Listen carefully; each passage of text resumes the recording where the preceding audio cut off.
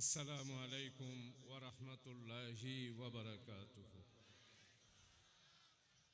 নাহমাদুহু ওয়া নুসাল্লি আলা রাসূলিহিল কারীম ওয়াসসালাতু ওয়াসসালামু আলা সাইয়্যিদিল আশরাফিল খাতামান নাবিয়্যিন ওয়া আলা আলিহি ওয়া আসহাবিহি ওয়া বারিক ওয়া সাল্লিম তাসলিমা। ইয়া আইয়ুহাল্লাযীনা আমানু সাল্লু আলাইহি ওয়া সাল্লিমু তাসলিমা। আল্লাহুম্মা সাল্লি আলা সাইয়্যিদিনা মুহাম্মাদ ওয়া আলা আলি ইব্রাহিম ইন্নাকা হামিদুম মাজিদ। আল্লাহুম্মা বারিক আলা মুহাম্মদ ওয়া আলা আলি মুহাম্মদ কামা বারাকতা আলা ইব্রাহিম। আল্লাহুম্মা সাল্লি আলা সাইয়্যিদিনা মুহাম্মাদিন নবিয়্যিল উম্মি ওয়া আলা আলিহি ওয়া আসহাবিহি ওয়া বারিক ওয়া সাল্লিম তাসলিমা। আল্লাহুম্মা সাল্লি ওয়া সাল্লিম আলা নবিয়্যিনা মুহাম্মদ। আল্লাহুম্মা সাল্লি ওয়া সাল্লিম আলা নবিয়্যিনা মুহাম্মদ। আল্লাহুম্মা সাল্লি ওয়া সাল্লিম আলা নবিয়্যিনা মুহাম্মদ। আল্লাহুম্মা সাল্লি আলা সাইয়্যিদিনা মুহাম্মদ ওয়াসিলাতা ইলাইকা ওয়া আলিহি ওয়া বারিক ওয়া সাল্লিম ওয়া মা তাওফীকি ইল্লা বিল্লাহ। সম্মানিত আজকের এই শানদার আজিমুশ-শান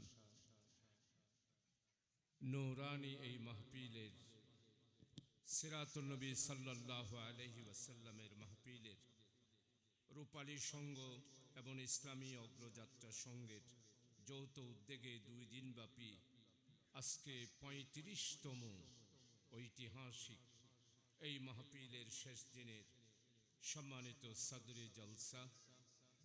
সম্মানিত এতক্ষণ ধরে আপনাদের খেদমতে তাকরীর পেশ করেছেন আন্তর্জাতিক খ্যাতি সম্পন্ন ওয়াইজিন হযরতুল আল্লাম আলহাজ মাওলানা এনায়েতুল্লাহ আব্বাসী সাহেব দামাত বারাকাতুল আলিয়া।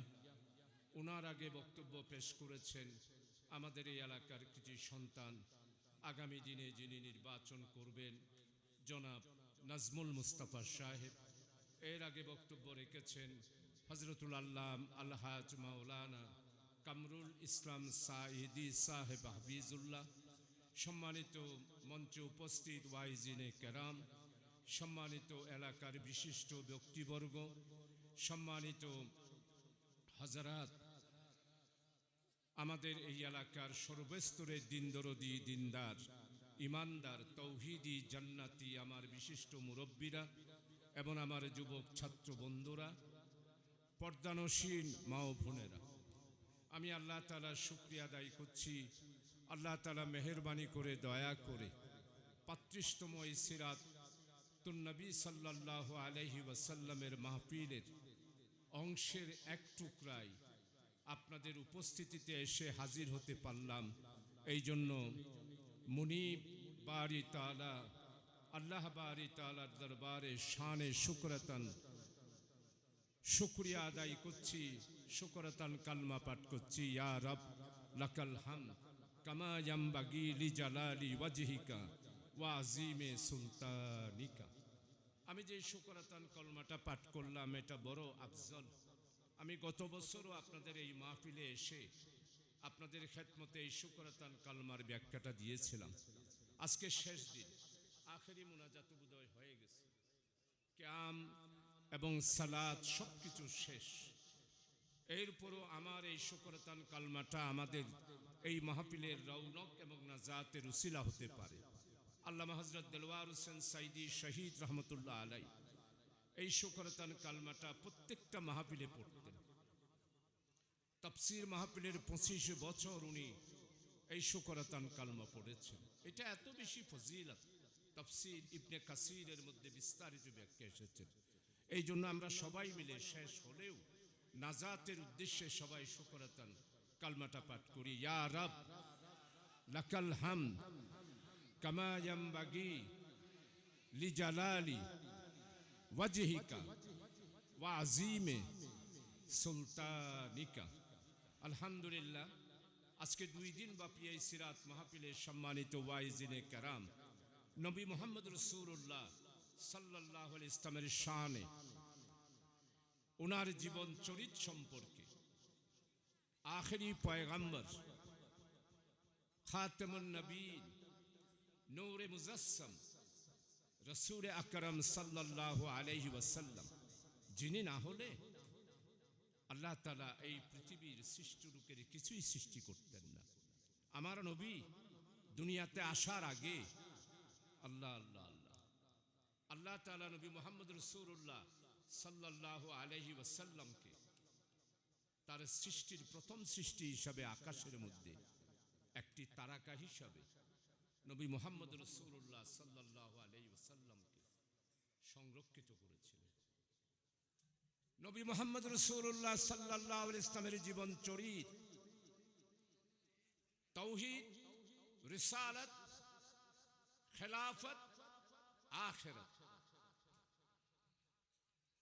আমি নবী রাসূলুল্লাহ সাল্লাল্লাহু আলাইহি ওয়াসাল্লামের ব্যাপারে মুসলমানদের উপর আল্লাহ তাআলা ফরজ করে দিয়েছেন, আমানতু বিল্লাহি ওয়া মালাইকাতিহি ওয়া কুতুবিহি ওয়া রুসুলিহি।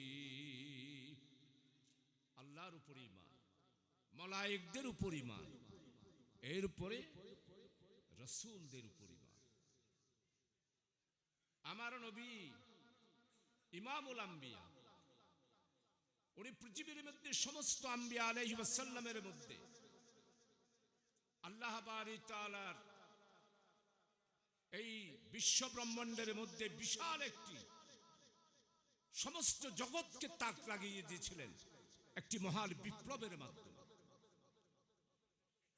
এই বিপ্লব সংগঠিত হওয়ার পর সমস্ত জাহেল খোদাদ্রোহী শক্তি সারা পৃথিবীতে তন্ময় হয়ে তাকিয়েছিল।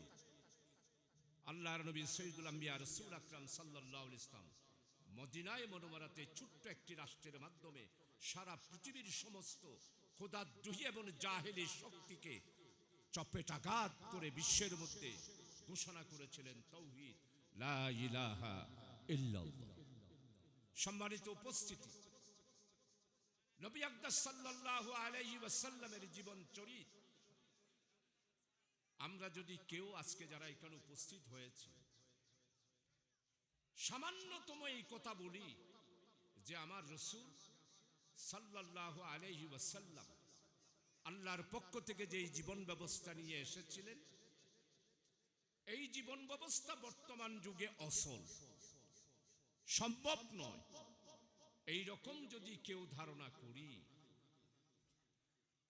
তাহলে আপনি মুসলমান পরিচয় দিতে পারবেন, কিন্তু আপনার ভিতর ঈমান আছে কিনা এটা অবশ্যই আমার মনে হয় ফতোয়ার ব্যাপার। ইসলামকে কমপ্লিট কোড অফ লাইফ একটি জীবন ব্যবস্থা হিসাবে আপনাকে গ্রহণ করতে হবে। আলহামদুলিল্লাহ 18টা বছর 18 কোটি মানুষ এক সাগর রক্তের বিনিময়ে কেনা আমাদের লাল সবুজের পতাকার এই স্বাধীন দেশ, রক্তে কিনা স্বাধীনতা। 54 বছর আমাদেরকে রাশিয়ার খোদাদ্রোহী শক্তি, কমিউনিস্ট সমাজতন্ত্র, ধর্মনিরপেক্ষতাবাদ আমাদেরকে সেই দিকে নিয়ে যেতে চেয়েছিল।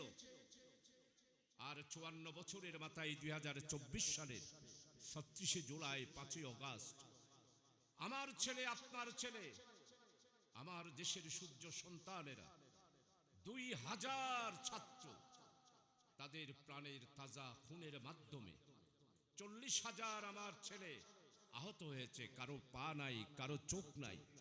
আমি সেই দিন শরীফ উসমান বিন হাদির জানাজায় গিয়েছিলাম। হঠাৎ করে একটা ছেলে এসে আমার সাথে আলিঙ্গন করেছে, আপনারা লাইভও দেখেছেন। দেখি তার 2টা পা নাই।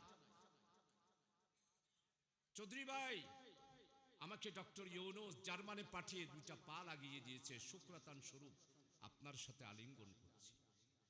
এই রকম 2 চোখ হারিয়েছে ঢাকা বিশ্ববিদ্যালয়ের 23 বছরের একটি ছাত্র। এই যে 2টা চোখ নাই, কিয়ামত পর্যন্ত সারা পৃথিবীর মানুষ আমরা চেষ্টা করলে একটা চোখ দিতে পারবো না। জনম অন্ধকার এবং অন্ধত্ব নিয়ে 36শে জুলাই, 5ই আগস্ট একটি রক্তাক্ত অভ্যুত্থানের মাধ্যমে আমাদের বাংলাদেশকে, আমার এই বৈষম্য বিরোধী ছাত্ররা আমাদেরকে আল্লাহর উপর ভরসা করে খানায়ে কাবার দিকে, বাংলাদেশের 18 কোটি মানুষের স্বাধীন সার্বভৌম বাংলাদেশকে মস্কোর দিকে মুখ ফিরিয়ে কেবলার দিকে আমাদেরকে নিয়ে যাচ্ছে। প্রিয়, আজকের শানদার এই আজিম উসান মাহফিলের সর্বশেষ আপনাদের কাছে আবেদন জানাবো, রাসূল মকবুল সাল্লাল্লাহু আলাইহি ওয়াসাল্লামের জীবন চরিত। আমি যদি আজকে আপনাদেরকে জিজ্ঞাসা করি, ভাই আপনাদের কার কার ঘরে সরল অর্থ সহ কোরআন শরীফটা আছে? আমি হাত তোলাবো না, হ্যাঁ আলহামদুলিল্লাহ অনেকেরই ঘরে আছে। কিন্তু যদি জিজ্ঞাসা করি, ভাই আপনার জীবনের মধ্যে অর্থ সহ সরল অর্থ এই কোরআনে মজিদ কি আপনি শেষ করেছেন, সমাপ্ত করেছেন, সম্পূর্ণভাবে পড়েছেন? দেখা যাবে যে অনেকেই পড়েন নাই। প্রিয় ভাই, অর্থ সহ কোরআন শরীফের মজা আপনি নামাজের মধ্যে যদি বলেন ইয়াকা না'বুদু ওয়া ইয়াকা নাস্তাঈন, আপনি যদি এটা অর্থ বুঝে কোরআন পড়েন, আপনি যেই মজা পাবেন। আপনি যদি সিজদায় গিয়ে বলেন, অর্থ যদি বুঝেন, সুবহানা রাব্বিয়াল আলা, আমার রব সবচেয়ে বড়, আপনি অর্থ সহ পড়লে আপনার যেই মজা, তেলাওয়াত করলে অবশ্যই সওয়াব পাবেন, জান্নাত পাবেন, আল্লাহ খুশি হবে, কিন্তু মজা পাবেন না। আপনি ফজলি আম জিকির করতে পারেন, ফজলি আম যদি কেটে না খান, ফজলি আমের মজা, মালদহের মজা, আমের মজা আপনি পাবেন না। এই জন্য আপনাদের খেদমতে আরজ করব, আপনারা প্রতিটা ঘরে ঘরে এই সিরাতুন নবী সাল্লাল্লাহু আলাইহি ওয়াসাল্লাম প্রতিষ্ঠা লগ্ন থেকে আজ পর্যন্ত সমস্ত ওয়াইজিনে কেরামের একটা উদ্দেশ্য, উপস্থিত হাজিরান সমস্ত তৌহিদি ছাত্র যুবকদেরকে কোরআনের সাথে সম্পর্ক করে দেওয়া, রাসূল আকরাম সাল্লাল্লাহু আলাইহি ওয়াসাল্লামের পরিচয় তুলে ধরা। আজকে প্রিয় দিনদার দিনদরদি জান্নাতি বাইশক, রাসূল আকরাম সাল্লাল্লাহু আলাইহি ওয়াসাল্লামের 35টা বছর মাহফিলে ওয়াজ শুনলাম, কিন্তু রাসূলুল্লাহ সাল্লাল্লাহু আলাইহি ওয়াসাল্লামের জীবন চরিত্রের উপরে লেখাপড়া করলাম। জালালউদ্দিন আফগানি রহমতুল্লাহ আলাইহি, আফগানিস্তানের বিপ্লবের পুরুদা যিনি, উনি ওনার কিতাবের মধ্যে লিখেছেন, আজকে আমাদের বাড়ির মধ্যে হাদিস শরীফ নাই। জালালউদ্দিন আফগানি রহমতুল্লাহ আলাইহি বলছেন, কারো উপরে যদি প্রতিদিন কোনো একটা যুবক বা কোনো একটা উম্মত, কোনো বান্দা আল্লাহ প্রতিদিন হাদিস শরীফ পড়ে, উনি ওনার জীবনের মধ্যে লিখছেন, ওই ব্যক্তির মৃত্যু হবে না যতক্ষণ পর্যন্ত নবী মুহাম্মদ রাসূলুল্লাহ সাল্লাল্লাহু আলাইহি ওয়াসাল্লামের স্বপ্নের মাধ্যমে জিয়ারত হবে। এই জন্য আপনারা যারা যুবক ভাইরা আছেন, ওনারা তো বোধ বই ফেললেন, অসমাপ্ত আত্মজীবনী, ওরে বাপরে বাপ, প্রাইমারি স্কুল, হাই স্কুল, কলেজের মধ্যে এই অসমাপ্ত আত্মজীবনী। ভাই আপনারা বলেন, এই অসমাপ্ত আত্মজীবনী সাতকানিয়া লোহাগাড়ার সমস্ত আলেম এটা যদি 1000 বারও পড়েন, এক জর্রা পরিমাণ সওয়াব আপনার হবে না। আমাদেরকে এমন ভাবে মুসলিম জাতিকে বিভিন্ন সাহিত্য, বিভিন্ন জীবনীর মাধ্যমে রাসূলুল্লাহ সাল্লাল্লাহু আলাইহি ওয়াসাল্লাম জীবনী থেকে সরিয়ে নিয়েছেন। এই জন্য আপনারা যারা আজকে আছেন তাদের সবার কাছে অনুরোধ করব, নিশ্চয়ই হযরত উলামায়ে কেরামগণ আপনাদেরকে নসিহত করেছেন, প্রত্যেকেরই ঘরে ঘরে আপনারা হাদিস শরীফ, বিশেষ করে বুখারী শরীফ এখন 6 খণ্ড, হাদিস শরীফ মওলানা আব্দুর রহিম সাহেবের খণ্ড, সিরাতে আপনার রিয়াজুস সালেহীন, হাদিসের আলোকে মানব জীবন, আপনারা যারা এসেছেন তাদের সবার কাছে অনুরোধ করব, ঘরের মধ্যে হাদিস শরীফ রাখবে। আর আমার প্রিয় উপস্থিতি, আপনারা সবাই প্রতিদিন কমপক্ষে একটা হাদিস পড়ার চেষ্টা করবেন, একটা হাদিস কমপক্ষে পড়ার চেষ্টা করবেন। আর রাসূলুল্লাহ সাল্লাল্লাহু আলাইহি ওয়াসাল্লামের জীবনী পড়ার চেষ্টা করতে। রাসূলের জীবনী 35 বছর নয়, 1000 বছর যদি আপনি জীবনী আলোচনা করেন, আমার নবীর আলোচনা শেষ করতে পারবেন না। আল্লাহ নিজেই তো বলছেন, ওয়া রাফা'না লাকা যিকরাক। আমার নবীর শানের উপরে আল্লাহ তাআলা কোরআনে মাজিদের মধ্যে কত সুন্দর করে বলছেন, বিসমিল্লাহির রহমানির রহিম, লাকাদ কানা লাকুম ফি রাসূলিল্লাহি উসওয়াতুন হাসানা। পৃথিবীর আর কারো ব্যাপারে, কোন আম্বিয়া আলাইহিস সালামের ব্যাপারে আল্লাহ বাড়ি তাআলা কোরআনে মাজিদ বা জবুর, ইনজিল, তাওরাতের মধ্যে এরকম আয়াত নাজিল করে নেই। শুধু আমার নবী মুহাম্মদ রাসূলুল্লাহ সাল্লাল্লাহু আলাইহি ওয়াসাল্লামের শানে আল্লাহ তাআলা নির্দেশ দিচ্ছেন, কুল ইন কুনতুম তুহিব্বুনাল্লাহ ফাত্তাবিউনি ইউহিব্বুকুমুল্লাহ। সম্মানিত উপস্থিতি, এটা সিরাত মাহফিল, এটা কোনো রাজনৈতিক মঞ্চ নয়। আমি আসার সময় স্লোগান, আমি আজকে তো অনেক মাহফিল করেছি, আমার মনে হয় টোটাল মিলায়া এটা সহ 14টা হবে মনে হয় এই একদিনেই। আমি সবার কাছে বলছি, এই যে ফুলের তোড়া, কেন এই রাজনীতি দিয়ে মানুষের মুক্তি হবে না? স্লোগানের রাজনীতি দিয়ে মানুষের মুক্তি হবে না। আর আপনারা মাহফিলকে মাহফিলের বৈশিষ্ট্য এবং হাসিয়তের মাধ্যমেই পরিচালনা করুন। রাজনীতি বহুত করেছি আমি, 56 বছর আমার রাজনীতির হয়া। 70 সাল থেকে ডাক্তার জালাল সাহেব ছিলেন মরহুম রহমতুল্লাহ আলাইহি, দুনিয়া থেকে চলে গিয়েছেন। ইসামতির ফরক মাস্টার ছিলেন। আমরা সবাই 70 সালে কিতাব এবং দাড়িপাল্লার মার্কে ভোট করেছি। 54 বছর রাজনীতি করলাম, মানুষের মুক্তির কিছুই করতে পারলাম। আগামী দিনে মানুষের নতুন বাংলাদেশের যেই স্বপ্ন আমার শহীদ ভাইয়েরা দেখিয়ে গিয়েছে, সেই স্বপ্ন বাস্তবায়ন করার জন্য রাজনীতির ঊর্ধ্বে উঠে, দলের ঊর্ধ্বে উঠে, স্লোগানের ঊর্ধ্বে উঠে একটি মাত্র নতুন স্বপ্ন, সেই স্বপ্ন হচ্ছে ন্যায়, ইনসাফ, বৈষম্যহীন, ওয়েলফেয়ার, হিউম্যান রাইটসের একটি বাংলাদেশ প্রতিষ্ঠা করাই 5ই জুলাই 36 জুলাইয়ের স্বপ্ন।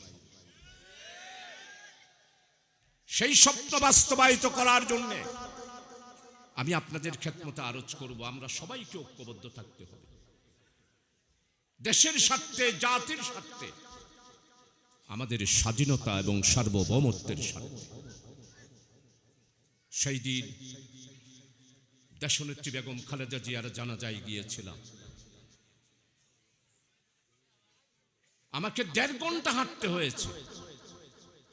2001 সালে আমি নির্বাচিত হওয়ার পর আমি জামাত থেকে নির্বাচিত হয়েছি, দাড়িপাল্লার পক্ষ থেকে নির্বাচিত হয়েছিলাম, কিন্তু বেগম খালেদা জিয়া আমাকে ছায়ার মতো সাতকানিয়া লোহাগাড়া তোতা বাংলাদেশের স্বাধীনতা, সার্বভৌমত্ব, আধিপত্যবাদী হিন্দুস্তানের বিরুদ্ধে বাংলাদেশকে মাথা উঁচু করে দাঁড়াবার জন্য বেগম খালেদা জিয়ার অবদান।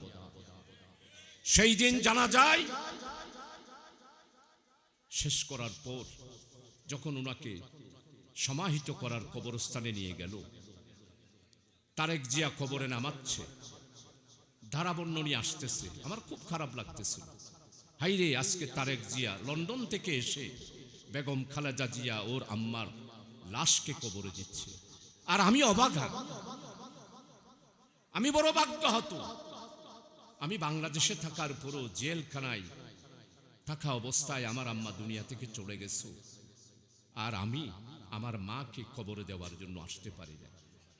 এই আবেগ অনুভূতি নিয়ে সারাটা দিন, সারাটা রাত ডক্টর সাদাত সাহেব টেলিফোন করলেন যে আপনি কোথায়, জিয়ারত করতে আসেন না? আমি সাথে সাথে জিয়ারত করতে গেলাম। ডাক্তার সাদাত, আমার মেয়র সাহেব, উনি চলে গেছেন, জিয়ারত করলাম। শুধু এটাই ভাবলাম, কত বড় ভাগ্য, আল্লাহ তাআলার মেহেরবানি।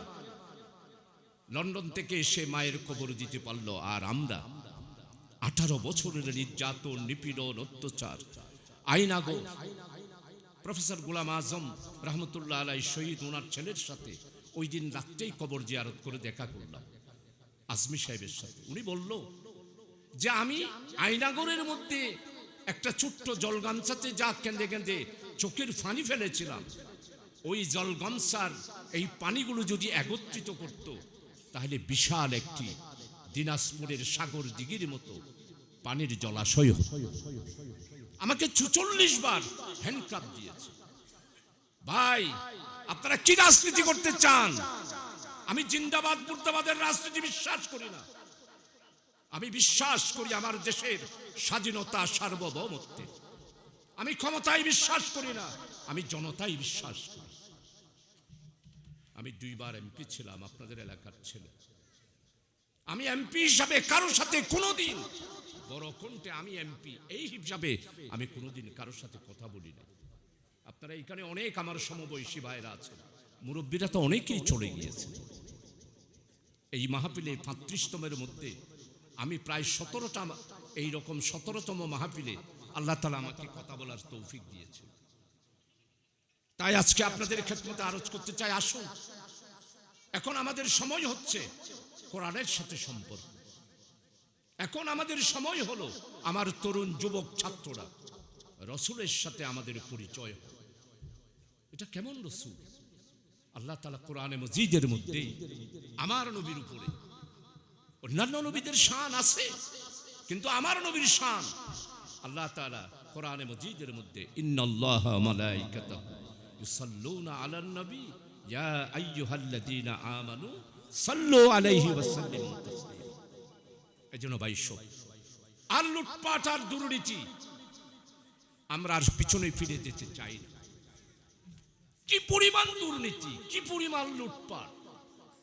আমার দেশ পত্রিকা ইকোনমিক্স রিসার্চের মধ্যে আসছে, শুধু 23 সালের বাজেট থেকে বাংলাদেশে 7,84,383 কোটি টাকার বাজেট অপচয় হয়েছে 4 লক্ষ কোটি টাকার মতো।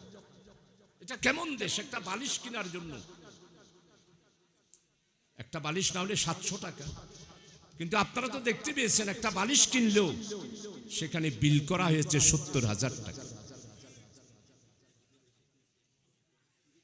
আর রিসার্চ সেন্টারের পর্দা সব মিলাইয়া 4 লক্ষ টাকা, আমার দেশ পত্রিকার খবর।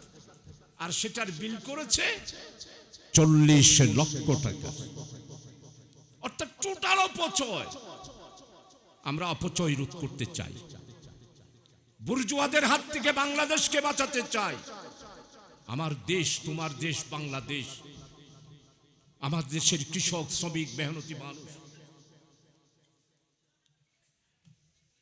কামার, কুমার, তাঁতি, জেলে, কাঠমিস্ত্রি, রাজমিস্ত্রি, সর্বস্তরের মানুষের মুক্তির ঠিকানায় 36শে জুলাইয়ের যে চেতনা, সেই চেতনার ভিত্তিতে, আর এই চেতনা হলো নবী মুহাম্মদ রাসূলুল্লাহ সাল্লাল্লাহু আলাইহি ওয়াসাল্লামের রিসালাতের চেতনা।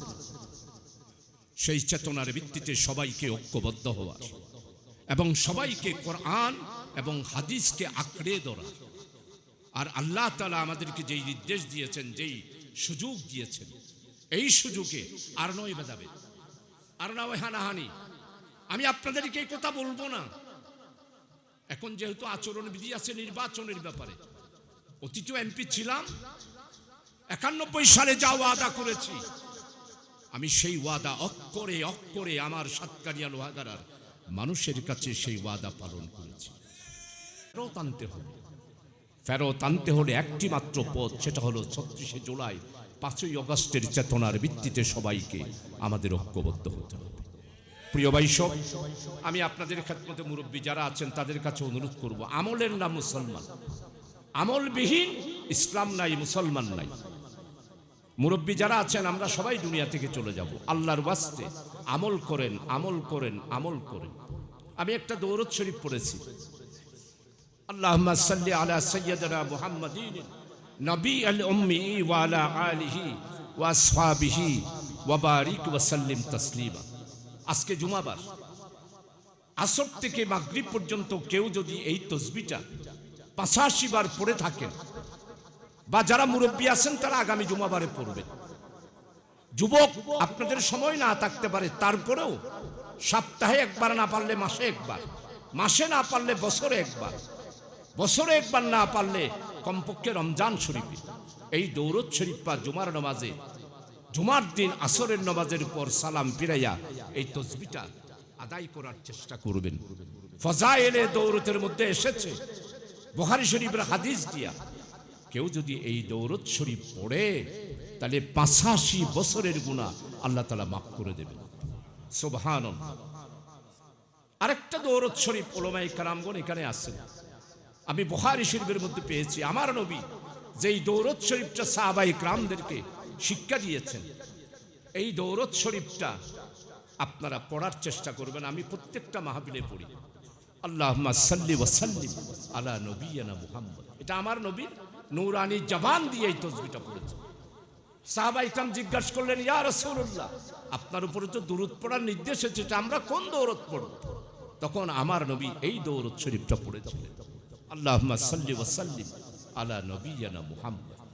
প্রিয় ভাই সব, আপনারা যারা আজকে উপস্থিত হয়েছে, আমরা সবাই দিন বুঝার জন্য এসেছি, আশিকে রাসূল হিসাবে এসেছি। আপনি যদি আশিকে রাসূল হতে চান, আপনার নিজের কলবটা যদি পরিষ্কার রাখতে চান, এই কলব বাম দুধের 2 আঙ্গুল নিচে কলব, এই কলব হলো আরশে আজিম, আল্লাহর আরশ। এই আরশ যদি আল্লাহর আরশ বানাতে চান, আপনারা যারা আজকে উপস্থিত হয়েছেন, হারাম এবং হালাল পার্থক্য করে আপনাদেরকে চলতে হবে। আপনি যদি হারাম আর হালাল পার্থক্য করে না চলেন, যত ইবাদত করেন, যত বন্দেগী করেন, যত হজ করেন, আপনার আল্লাহর কাছে এগুলো পৌঁছাতে পারবেন না। এই জন্য সমস্ত বুজুর্গানের দিন, চারিয়া তরিকার ইমাম যারা আছে তারা, আর আমাদের আকীদার ইমাম যারা আছে তারা, সমস্ত বুজুর্গানের দিন আল্লাহর কাছে 2টা জিনিস চেয়েছে, সবসময় কেঁদেছে। শেষ রাত্রে উঠে কলবে জাকের দে মুঝে और रोने वाली आंखों दे ताकि मैं रोता रहूं तेरी रिजा के वास्ते। ओ अल्लाह, আমি তোমার গোলাম, তোমার বান্দা, তোমার জান্নাত পেতে চাই, আমাকে 2টা জিনিস দাও। একটা হলো জিকিরওয়ালা কলব দাও, আর কান্নাওয়ালা চোখ দাও। এই 2টা জিনিস যদি আপনি পেতে চান, তাহলে হারাম এবং হালাল পার্থক্য করে চলতে হবে। ব্যবসা করবেন, হালাল ব্যবসা করবেন। আপনি কোটি কোটি কোটি টাকার মালিক হন, হালাল টাকার মাধ্যমে আপনি সিদ্দিকীন হবেন। আবু বকর সিদ্দিক রাদিয়াল্লাহু আনহুর সাথে আপনার হাসর হবে। আর আপনি যদি হারাম, নিজের আয় রোজগারের মধ্যে ঘুষ, দুর্নীতি, ব্যাংক ডাকাতি, ব্যাংকের টাকা, এগুলো নিয়ে যদি জীবন পরিচালিত করেন, তাহলে আপনার খেয়াল আপনি কোনো অবস্থায় সৎ হতে পারবেন না। এই জন্য আপনারা যারা আজকে উপস্থিত হয়েছেন, আমার যুবক ছাত্র বন্ধুরা, আসুন এই বস্তাপড়া স্লোগানের রাজনীতি, বস্তাপচা দলাদলির রাজনীতি, বস্তাপচা ফুলে তুরা দেওয়ার রাজনীতি, এই সব কিছু পরিহার করে, এই জন্য আমাদের আমিরি জামাত ডক্টর শফিকুর রহমান, বাংলাদেশ জামাত ইসলামের আমিরি জামাত, উনি এখন বিশ্ব মানবিক একজন নেতা। উনি আবির্ভূত হয়েছেন আল্লাহর নিয়ামত হিসাবে, জামাত ইসলামের দায়িত্ব উনি পালন করছেন। বেগম খালেদা জিয়ার ইন্তেকালের পর শোক জানানোর জন্য গত পরশুদিন জনাব তারেক জিয়ার বাসায় উনি গিয়েছেন। তারেক জিয়াকে ধন্যবাদ জানাই। আপনি আমাদের আমিরি জামাতকে, আপনার যে এখানে আপনি বসেছেন, পাশাপাশি আমাদের আমিরি জামাতকে বসিয়েছেন। এটার মাধ্যমে আপনি মেসেজ দিয়েছেন, আমি বাংলাদেশে ঐক্য চাই, আমি বাংলাদেশে খালেদা জিয়ার রেখে যাওয়া ঐক্যের পাঠাতনের উপর দাঁড়িয়ে বাংলাদেশকে একটি কল্যাণময় রাষ্ট্রে পরিণত করার যে স্বপ্ন ডক্টর শফিক চাচ্ছে, আমিও সেটাকে লালন করতে চাই। এই যে মেসেজ আপনাদের কাছে দিয়েছে, আমি আজকে আসার সময় দেখলাম যে একটু ঘেঁষাঘেঁষি হয়েছে। ভাই, যিনি ঘেঁষাঘেঁষি করেছেন, আপনি তো রাজনীতি বুঝেন না, আপনি তো বোধহয় ফেসিস্ট, না হলে তো ঘেঁষাঘেঁষি করতেন না। আপনি বোধহয় ছাত্রলীগ থেকে এখানে এসেছেন, বোধহয় আওয়ামী লীগ থেকে এখানে এসেছেন। করবেন না এগুলো। আমি আমার ভাইদেরকে বলি, কোনো ঝগড়া করবেন না। আমাকে 1000 বার গালি দিই, গালি দেবেন না, প্রতিবাদ করবেন না। আপনাদের কথা আপনারা বলুন, আমার ব্যাপারে আপনাদের যা জবাব দেওয়ার আছে আপনারা দেন, আর গুলো আমি দেব। বাংলাদেশে কোনো এমপি পাবেন? 2001 সালে এমপি হয়েছিলাম। 2001 সাল থেকে 6 সালে আমি 5 সাল পর্যন্ত 4 দলীয় জোটের কাছ থেকে যা টাকা পেয়েছি, সরকার থেকে ব্রিজ পেয়েছি, কালভার্ট পেয়েছি, স্কুলের এমপিও মুক্তি পেয়েছি, স্কুলের ভবন পেয়েছি, সব হিসাব আমি জনগণের কাছে দিয়েছি। 91 সালের হিসাব আগামী 1 সপ্তাহের মধ্যে প্রয়াস পত্রিকার মাধ্যমে আপনাদের কাছে দেব। পার্লামেন্টে আমার একটা বক্তব্য আগামী 4 তারিখ 11টা বাজে আজাদির মালিক এম.এ. মালিক সাহেব আমার ওই স্মারক বইয়ের বক্তৃতার বইয়ের মড়ক উন্মোচন করবে 11টায়। 12টার থেকে বইটা বিতরণ করব। পার্লামেন্টে আমি যা বক্তব্য রেখেছি সমস্ত বক্তব্যের বই প্রকাশ করেছি। কই আপনারা বাংলাদেশে যারা এমপি হয়েছেন শুধু বাড়ি করেছেন, গাড়ি করেছেন? আমি তো মনে করি আমাকে যারা 91-তে ভোট দিয়েছেন, 2001 সালে যারা ভোট দিয়েছেন, হাসরের ময়দানে ওই আমার দাড়ি পাল্লার ওইখানে আমাকে দাঁড়াই থাকতে হবে। প্রত্যেক বুঠারে যতক্ষণ পর্যন্ত আমাকে জবাবদিহিতা করে আমাকে আল্লাহর পক্ষ থেকে তারা আমাকে খালাস করে না দেবে, আমি জান্নাতে যেতে পারবো। প্রত্যেকটা বুঠার যদি কেউ আসা বলে, ওই শাহজাহান তোমার ভোট দিছিলাম, তুমি তো টাকা কামাই করছো, আমাদের অধিকার হরণ করছো, আমি সারা জনম জনম হজ করলেও উমরা করলেও ওই লোকের দায় থেকে মুক্তি আল্লাহ তাআলা যদি আমাকে না দেন, তাহলে আমি তার এই দায়িত্ব থেকে দায় থেকে মুক্তি পাবো না। তাই এই প্রয়াস পত্রিকা আপনারা এড়ে ওনারা প্রয়াস পত্রিকা খনিকায় ফাইয়ন্নে আসন্ন নেন্ডুল্লা ওনারা ফাইয়ন্নে প্রয়াস পত্রিকা খনিকায় ওবা আর জমাতর মানুষ যারা আছে এটা দায়িত্বশীল হন।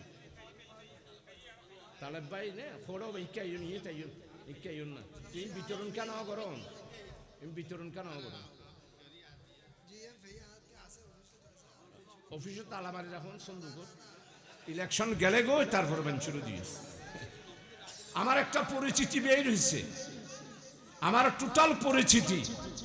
এই মুজাহিদ কই পরিচিতি হলে বই পরিচিতি বই কই দিছে, পরিচিতি পাইছেন? প্রিয় ভাই সব, আমি আপনাদেরকে এগুলো আমার ক্যাম্পাসের জন্য না, আমি শুধু আপনারা তাদেরকে জিজ্ঞাসা করবেন। আমি আমার জীবনের টোটাল পিকচার জনগণের কাছে পেশ করেছি। যদি আপনারা মনে করেন আমি আপনাদের দায়িত্ব পালন করেছি, তাহলে আগামী দিনে আপনাদের দায়িত্ব পালন করার জন্য আপনারা বিবেচনা আসুন। দেশ এবং জাতির সাথে আমার রাসূল মদিনায় মুনাওয়ারাতে যে রাষ্ট্র কায়েম করেছিলেন, পৃথিবীর বুকে সমস্ত জাহেল এবং জালেমের চ্যালেঞ্জের মোকাবেলা করে খেলাফত কায়েম করেছিল। প্রিয় ভাই সব, তাওহীদ, রিসালাত, খেলাফত, এরপরে আখিরাত। আপনি যদি খেলাফতের দায়িত্ব পালন না করেন, তাহলে আপনি আখিরাতের মধ্যে জবাব দিতে পারবেন না। তাই আসুন আপনারা সবাই আমাকে দোয়া করবেন, হানাহানি নয়, মারামারি নয়। আজকে আমাদের বাংলাদেশের আগের বস্তা পচা রাজনীতি নয়। আসুন আগামী দিনে সুন্দর নতুন বাংলাদেশের স্বপ্ন দেখেছেন আমার আবু সাঈদ। কই আমি তো রক্ত দিই নাই, আমার ছেলে তো রক্ত দেয় নাই, রক্ত দিয়েছে আমার ভাই আবু সাঈদ। আবু সাঈদ রাজপথের মধ্যে ঘোষণা করলো, বুকের ভিতরে তুমুল জ্বর, বুক পেতেছি গুলি করে। আমার ভাই রক্ত দিয়েছে শুধু একটি স্লোগানের জন্য, নারায়ে তাকবীর, আল্লাহু আকবার। আমার ভাই রক্ত দিয়েছে দিল্লি না ঢাকা, ঢাকা ঢাকা। আমরা আর দিল্লির 25 বছরের গোলামির চুক্তিতে আর যেতে চাই না। আর দিল্লির শাসন নয়, বাংলার 18 কোটি মানুষের ঢাকার শাসনের মাধ্যমে দেশকে পরিচালনা করার জন্য আমার আবু সাঈদ রক্ত দিয়েছে। মুক্ত কারবালার প্রান্তরের মতো মুক্ত রাজপথে বলেছে পানি পানি লাগবে লাগবে, তাকে গুলি করে হত্যা করা হয়েছে। কই? আমি তো সেই দিন পানি নিয়ে যেতে পারি নাই। কারবালার প্রান্তরে হযরত হুসাইন যেমন পানির পান করতে গিয়ে তুরাত নদীতে আজিজের জালেমের হাতে শাহাদাত বরণ করেছে, আমার মুক্তও ঠিক সেইভাবে স্বাধীন। পানি পানি বলে লাগবে লাগবে পানি, গুলি করে তাকে হত্যা করা হয়েছে। প্রিয় ভাই, 18 বছরের যেই দুর্নীতি হয়েছে, এই দুর্নীতির থেকে যদি বাংলাদেশকে বাঁচাতে চান, আমার দেশ বড় সুন্দর দেশ, এই আমাদের বড় হাতিয়ার পাহাড়, আমাদের ডক্টর ইউনূস সাহেব, আমি 2093 সালে ডক্টর মোশাররফ সাহেবকে এনেছিলাম, আমরা এখানে গ্যাস পেয়েছিলাম এই বড় হাতিয়ার পাহাড়ে, কুমিরাগুনার পাহাড়ে। আপনারা যারা মুরব্বী আছেন, আমার বয়স্ক যারা আছেন, তারা দেখেছেন গ্যাস থেকে গ্যাস উঠছে, আগুন লাগাই দিচ্ছে, সারা সাতকানিয়া লোহাগাড়া আলোকিত হয়ে গিয়েছে। এই গ্যাস ফিল্ড বন্ধ কেন হলো? আমরা গবেষণা করে পেয়েছি, শুধুমাত্র বড় হাতিয়ার পাহাড়ের লোহাগাড়ার এই পাহাড়ের গ্যাস যদি আমরা উত্তোলন করতে পারি, তাহলে 3 বছরের মধ্যে বাংলাদেশ হবে একটি সিঙ্গাপুরের মতো উন্নয়ন এবং সমৃদ্ধশালী একটি দেশ। এখন এই গ্যাসের মধ্যে সীসা কে ঢেলেছে? রাজনীতি করেন, একটু বুঝেন। রাজনীতি মানে ক্ষমতা নয়, রাজনীতি মানে এমপিগিরি নয়, রাজনীতি মানে মন্ত্রিত্ব নয়, রাজনীতি হলো মানুষের মুক্তির জন্য কাজ করা। হিন্দুস্তানের আধিপত্যবাদীরা আমার এই বড় হাতিয়ার 1970 সালের শেষের দিকে, 71 সালের স্বাধীনতা ঘোষণার পূর্বাহ্নে রাশিয়া এবং হিন্দুস্তান দুইজনে মিলে বাংলার মানুষকে নিরন্ন করার জন্য এই গ্যাসের উপর সীসা ঢেলে দিয়েছে। নিচে 1 মাইল, এদিকে 1 মাইল, এদিকে 1 মাইল। আমরা যদি আল্লাহর মেহেরবানি আগামী দিনে ক্ষমতায় যাই, আমার দেশে যদি 5ই আগস্টের চেতনার মাধ্যমে যদি আমরা বাংলাদেশে পরিবর্তন করতে পারি, শুধু আমাদের এই গ্যাস ফিল্ডের গবেষণা করে দেখা গেছে, এই গ্যাস ফিল্ডের গ্যাস জুতা যদি তুলতে পারি, আর যে সীসা ঢেলে দিয়েছে এক্সপার্টরা, যদি এই সীসাগুলো আমরা সরাতে পারি, পৃথিবীতে এখনো ওই সীসা তুলে ফেলার মতো কোনো এক্সপার্ট নাই। রাশিয়া এই কাজ করেছে, গর্ব আছে, কারণ তাদের গর্বাচরের দৃষ্টি ছিল তৎকালীন পূর্ব পাকিস্তান বাংলার 7.5 কোটি বাংলাদেশের মানুষের প্রতি। কারণ আমার দেশ হচ্ছে সুজলা সুফলা শস্য শ্যামলা ধনে ধান্যে পুষ্পে ভরার একটি দেশ। আমার দেশ হলো 400 বছর আগে গোলা ভরা ধান, গোয়াল ভরা গরু, পুকুর ভরা মাছ, হাসিতে খুশিতে সুখে স্বাচ্ছন্দ্যের সমৃদ্ধশালী দেশ ছিলাম আমরা। আমাদের দেশকে গরিব বানানোর জন্যে আজকে তাই বলি, আমাদের দেশে সব আছে, শুধুমাত্র সৎ নেতৃত্ব। আর আমরা দুর্নীতির বিরুদ্ধে ঐক্যবদ্ধ, লুটপাট এগুলোর বিরুদ্ধে যদি আমরা আমাদের বিবেকটা খাটায়া, আমরা যদি বাংলাদেশে আগামী দিনে ঐক্যের মাধ্যমে আমাদের বাংলাদেশের স্বাধীনতা সার্বভৌমত্বকে রক্ষা করার জন্য একটিবার স্লোগান দিতে পারি, দিল্লি না ঢাকা, দিল্লি না ঢাকা। শুধুমাত্র আমরা যদি আমাদের ঢাকাকে প্রতিষ্ঠিত করতে পারি, যেই ঢাকার জন্য প্রাণ দিয়েছিল 1757 সালে আমার বাংলার নবাব সিরাজউদ্দৌলা। আমরা কারণে মির্জাফর আর গসেটি বেগম এদের ষড়যন্ত্রের মাধ্যমেই আমার সিরাজউদ্দৌলা পলাশীর প্রান্তরের আমরা কারণে শাহাদাত বরণ করেছিল। স্বাধীনতার সূর্যটি অস্তমিত গিয়েছিল। তাই আসুন আমাদের দেশের স্বাধীনতার পতাকাটা উড্ডীন করার জন্য, স্বাধীনতার যেই সূর্য এখন উদিত হচ্ছে, সেই সূর্যকে আমরা প্রখর করার জন্য সবাই মিলেমিশে আজকে 35তম সিরাতুন নবী সাল্লাল্লাহু আলাইহি ওয়াসাল্লাম মাহফিলে আপনাদের খেদমতে আরজ করব। আসুন, আমলের নাম মুসলমান, আমল ছাড়া মুসলমানিত্ব রক্ষা করা সম্ভব নয়। রাসূল আকরাম সাল্লাল্লাহু আলাইহি ওয়াসাল্লামের শাফাত যদি পেতে চান, রাসূলুল্লাহ সাল্লাল্লাহু আলাইহি ওয়াসাল্লামের স্কুলেই আমাকে ভর্তি হতে হবে। আপনি ওনার স্কুলে ভর্তি হবেন না আর কবরে গিয়ে রাসূলুল্লাহ সাল্লাল্লাহু আলাইহি ইসলামের শাফাত কামনা করবেন, এটা কোনোদিনও হতে পারে না। আল্লাহ এই মাহফিলকে কবুল করুক। যারা মাহফিলে ওয়াজ করেছেন তাদের ওয়াজ প্রত্যেকটা মানুষ যেন তাতে করে আমল করতে পারে, আল্লাহ তাদের সবাইকে তৌফিক দান করুন। রুজমারা পাড়ার উপরে আল্লাহ রহমত দান করুন। রুহামজরপাড়া, সিটুয়াপাড়া সহ আশেপাশে যাটা আছে, হে আল্লাহ তুমি সব এলাকার যারা রুগী আছে এই মাহফিলের উসিলায় সমস্ত রুগীদেরকে শেফায়ে কামেলা আজলা আতা নসিব ফরমা। আল্লাহুম্মা আফিনি ফি বাদানি, আল্লাহুম্মা আফিনি ফি বসরি, আল্লাহুম্মা আফিনি ফি সামাই, লা ইলাহা ইল্লা আনতা ওয়া মা তৌফিক ইল্লা বিল্লাহ। আসসালামু আলাইকুম ওয়া রাহমাতুল্লাহ। আলহামদুলিল্লাহ, রূপালী সংঘ ও ইসলামী অগ্রযাত্রা সংঘের যৌথ উদ্যোগে 2 দিন ব্যাপী